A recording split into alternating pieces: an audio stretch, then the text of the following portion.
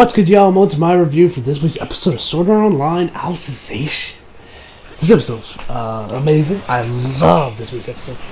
I'm definitely curious where this series can go with the next episode. That's going to be interesting, but the art animation was great. Fights were great. Stuff with Alice was pretty interesting. So, enough jibber jabber. Let's get into this week's episode of Sword Art Online Alicization.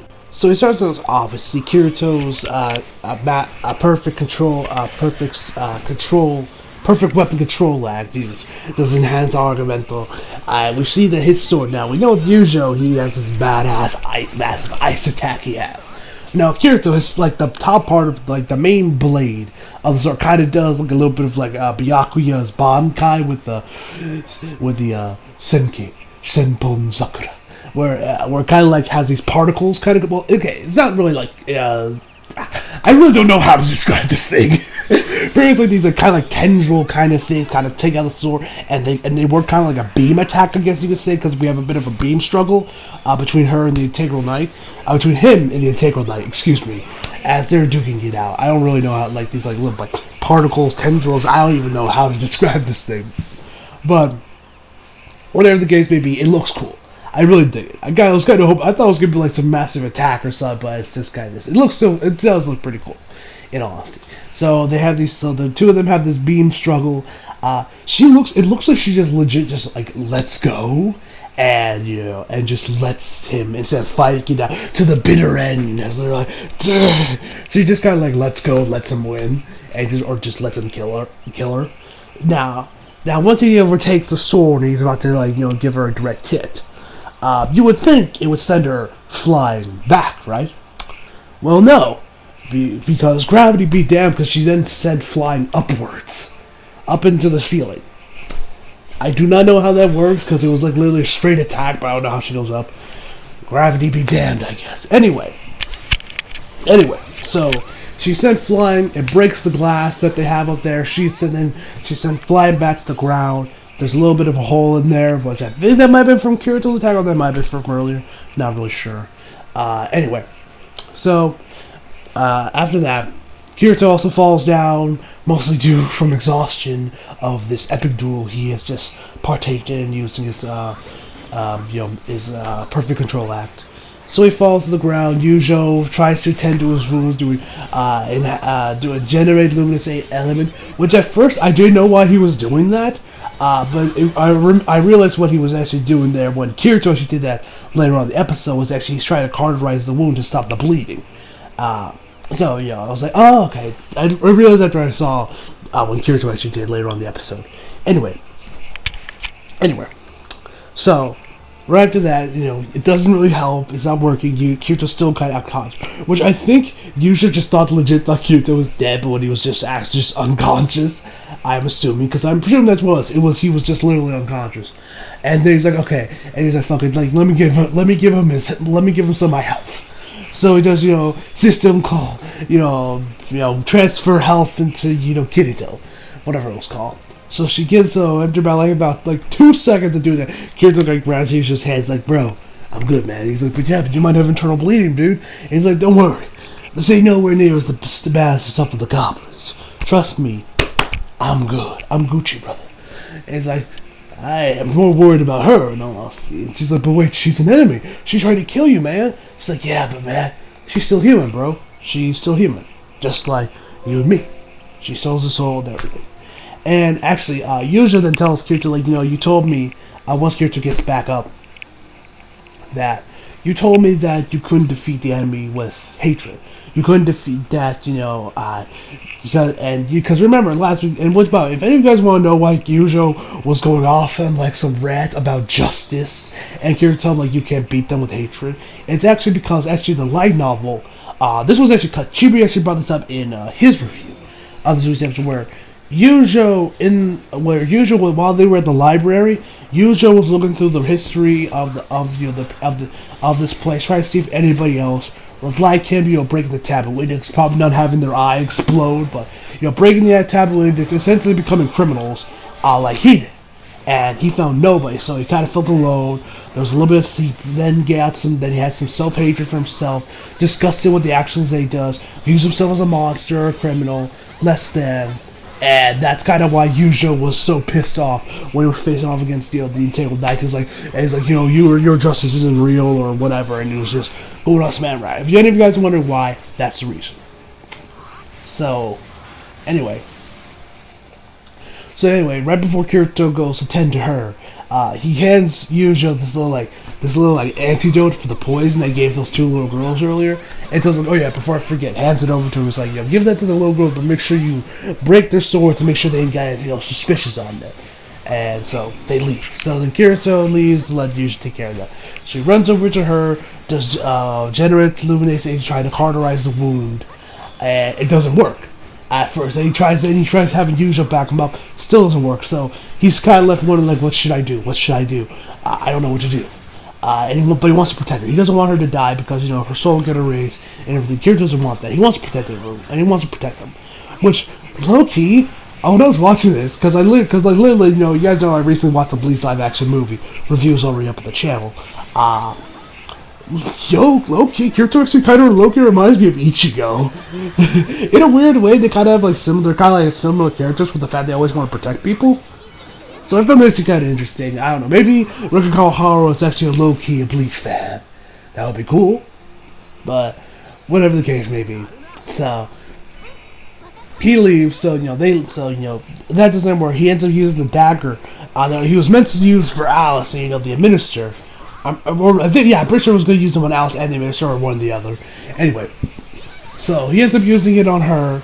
And then Cardinal shows up after Kirito is telling him, then he's screaming at the top of his lungs, telling him, we are here, save your comrade. If there's any Entangled Knights watching, excuse me, if there's any Entangled Knights watching, come here and save your comrade. Come here, save it. I'm screaming at the top of the lungs, which was great voice editing from the Jackson, which also, it has also been confirmed that that Sword and Light Alicization is the English dub. It will be premiered on Toonami in February, early February. I believe it's February 9th, which is cool. I was actually kind of surprised we got this dub wrong. I was expecting to get the English dub for Alicization to maybe after the series had ended, or when we were really big into it, but no, we're getting it pretty early, which I was just kind of a little surprised about. So looking forward to seeing what the English cast has in store for us for Sword Alicization. But I am not looking forward to rewatching most in episode 10. For obvious reasons, because I don't want to rewatch that rape scene. I don't know how the English cast is going to take that, because, the Japanese cast, they put their all down. I don't know how the English cast is going to do it. I feel so sorry for the two girls that have to voice those two characters, because I'm sure they had to know about the scene coming when they, did their rehearsals, or when Annie Plex was doing the auditions or whatever for the casting. Oh my god, Godspeed to those two. Whoever ends up voicing Rona and what was the other one's name? Her name is slipping my mind right now, but whoever has to voice those two, Kirito and Yuzo's apprentices, Godspeed to them, because they're going to need that. I'm curious what they're actually going to get. Are we even going to get, the episode's going to be uncensored then? Because I'm pretty sure some of the Blu-rays have already started dropping for the anime, so I'm curious if we're going to get fully uncensored episodes. So when the episode airs on tonight, I don't even know if they're even how they're going to do that. I don't know if they're legit going to leave it completely untouched, no editing. I will be shocked if it's even more uncensored. There ain't the black bar, so we fully see Kirito's user's eye explode, or what's his name's arms get chopped up and blood is just gushing everywhere, and he's hopping around like a fucking kangaroo. Whenever we get to that episode, will definitely be interesting. So enough of me talking about the English dub, let's get back to the anime. So as I was saying, Cardinal shows up, and she's like, bro, really, you using the sword here? And he's like, yeah, I'm sorry, but I couldn't let her die, what I do, whatever. She's like, yeah, whatever, I get the situation. So I'll take care of her now. So he takes over her body and takes her to the Great Library, I'm assuming, to, have her recover. And Kirito says, sorry, Yujo, sorry for losing my cool there. It's like, don't worry about it. So then this woman shows up, who is pretty much where we find out that there is indeed an elevator in this cathedral. Well, it's not really an elevator, it's more like a floating platform, but pretty much what's the elevator. Even Kirito says elevator before he corrects himself and says floating platform. And so she's like, how may I help you? Which floor would you like to go to?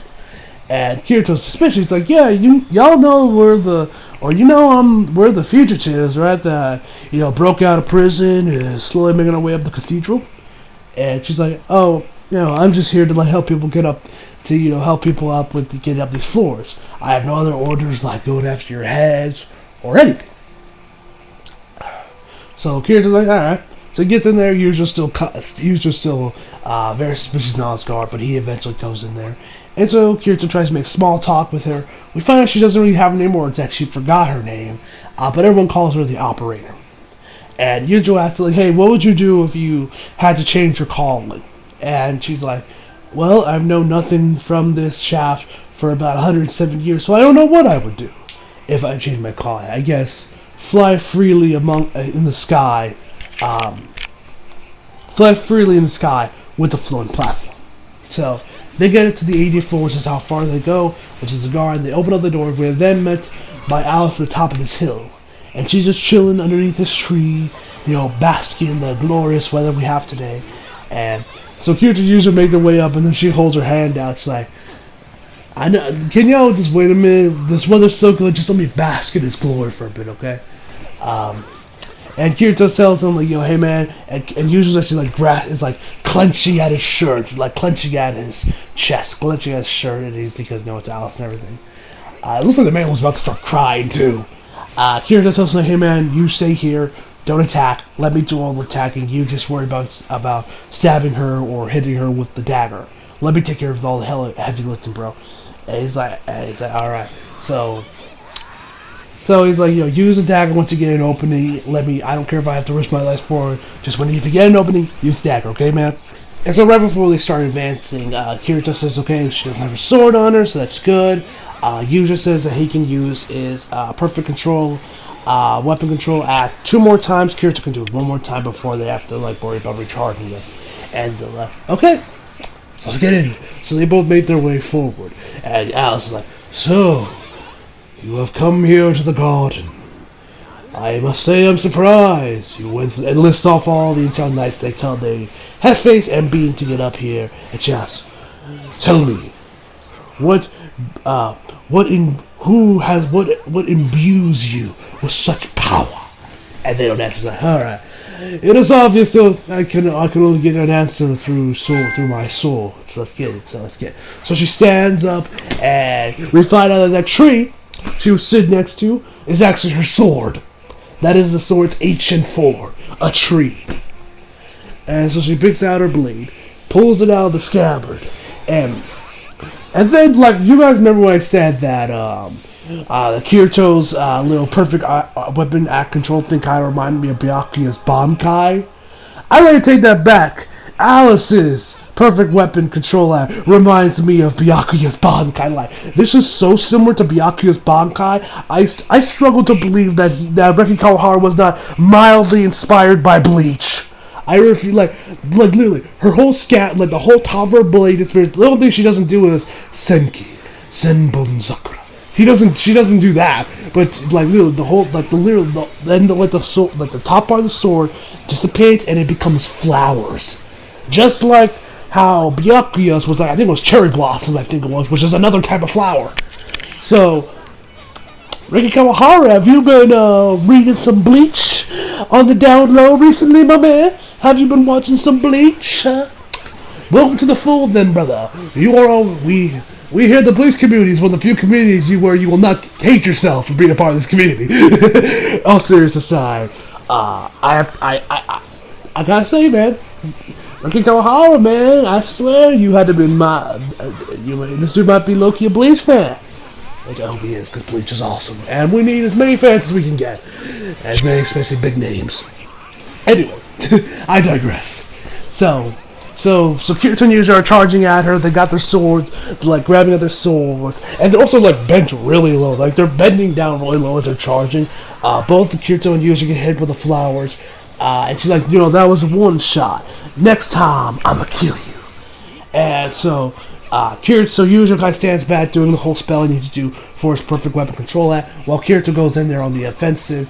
And Kirito first asks you, hey, how does that small tree have so much power? And then she explains how the sword was made. That it was actually that before the central cathedral was here, or at least where the central cathedral is now. Before then, it was like this lush forest. There was this tree here, and of course, that became the first divine object, and it was the first really immortal object that was, or indestructible. I think the word they use, item by the god. So, yeah. So this is kind of like so the sword's like an OG essentially. It's like, oh, I can afford to be amazed by that. So Kirito goes in for the first. He hits her sword, but then he's sent with some knockback before she goes in there. Kirito manages to dodge. The art, animation, and music here, amazing, spectacular, loved it. So they're going after a bit until Yuja starts charging in. Kirito's like trying to battle against Alice. He ends up using his perfect weapon control, manages to buy himself enough time for him to grab Alice so that Yujo can do his thing and freeze them both. So then he takes off so he then grabs out the dagger and slowly makes his way over to Alice. Because her sword wasn't frozen, her sword becomes the flowers again, and it breaks the ice. And she's like, "Huh, that was entertaining, but you cannot beat my flowers with mere ice. So I'll fight you next. So sit there and wait your turn." So it goes back to Kirito. He hits her with the now he uses a perfect weapon control aim for the sword, send her back. And so then he says, Yujo comes charging in there trying to get her with the blade, but they managed to make it. Kirito made some massive cracks in the wall, and the rubble or whatever broke, and then both Kirito and Alice were sent flying out of the building, like as if they were in like zero gravity, like it's in Star Wars or something where, you're in zero gravity and there's like a hole that pops up, and then when the glass you get sucked into space. It kind of was like that, but Yujo managed to stay in, and then the wall starts to reform itself as he just tries to make his way out of there to be up with Kirito now because they were sent flying, probably to their death. If they survive that fall, I will be shocked. I know they do because there's the next episode, but that's going to be a mighty fall unless like a dragon catches them or something. And then she starts banging, so Yujo starts banging on the wall, being like Yujo, or like Kirito, Alice, and that is where the episode ends. So overall, love this week's episode. Great art animation, phenomenal music. Not much more I can say. So overall, I would give this week's episode a 9 out of 10. So hope you all enjoyed the video. Leave a like if you did, subscribe if you're new. Follow me on Instagram, Twitter, Flickr. Links down in the description box below. As always, come back for more. See you guys next time.